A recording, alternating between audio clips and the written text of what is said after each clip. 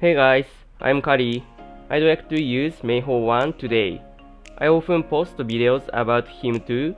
I have used him in many different styles.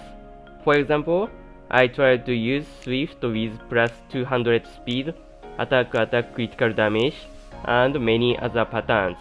I think one of the best things about him is that we can use him in many different styles. Also, I think he's a very easy to use monster because players of all ranks are using him. Basically, I think most players use him when the opponent's team has few damage dealers, when there are many wind monsters, or when the opponent uses control team.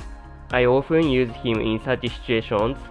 However, there are times when I feel he is not very useful. He never stuns, but when my other monsters are stunned, he is often the only one targeted and knocked down. So I feel that he often gets knocked down before he can use his skills. He also gets knocked down quickly by attacks like Federica, Oberon, and Sarah's bomb. I'm sure many players have used him in the same way and had him knocked down immediately. So this time, I have tried to make stats that he'll never be knocked down. And since he's a common target, I try to build him with all revenge. I think this will stun the other monster without me having to do anything. But this time, his critical rate is very low.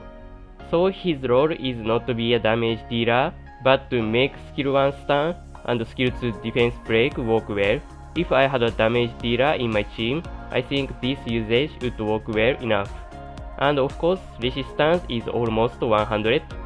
Increasing HP is not enough. If he gets defense break from Masha Pelajuel, he can be easily taken down. I'm trying to make the build so that he'll not be easily defeated even in such damage battles.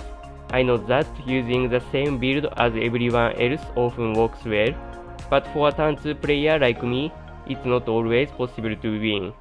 Ideally, I think it would be easier to draft well if you can make this kind of build and another general build and use them according to the opponent's picks. I have 2 of him and use them differently. If you have 2 of him, you can convert him to quotes, but I think it's also good to use both to expand your RTA strategy. Okay, so let's start this video.